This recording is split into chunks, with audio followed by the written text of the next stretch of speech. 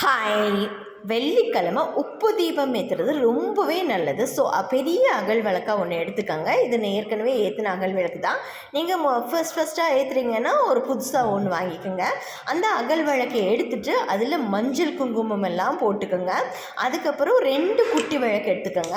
அந்த 2 குட்டி விளக்குக்குமே மஞ்சள் குங்குமம் எல்லாம் வச்சுக்கோங்க. ஸோ அதுக்கப்புறமா நீங்கள் என்ன செய்கிறீங்கன்னா, அந்த பெரிய அகல் விளக்கு இருக்கு இல்லையா, அது ஃபுல்லாக கல்லுப்பு போட்டுக்கோங்க. கல்லுப்பு மகாலட்சுமிக்கு பிடிச்ச ஒன்று. ஸோ அது ஃபுல்லாக கல்லுப்பு போட்டுட்டு அதுக்கு மேலே ஒரு குட்டி விளக்க வச்சுருங்க.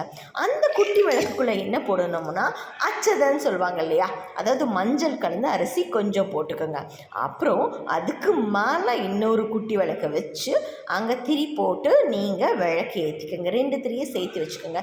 போட்டு மகாலட்சுமி படத்துக்கு முன்னாடி விளக்கு ஏற்றுங்க.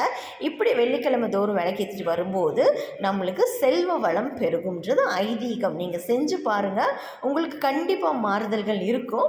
நாளைக்கு வெள்ளிக்கிழமை இல்லையா, நானும் உப்பு தீபம் ஏற்ற போகிறேன். வாழ்க வளமுடன்.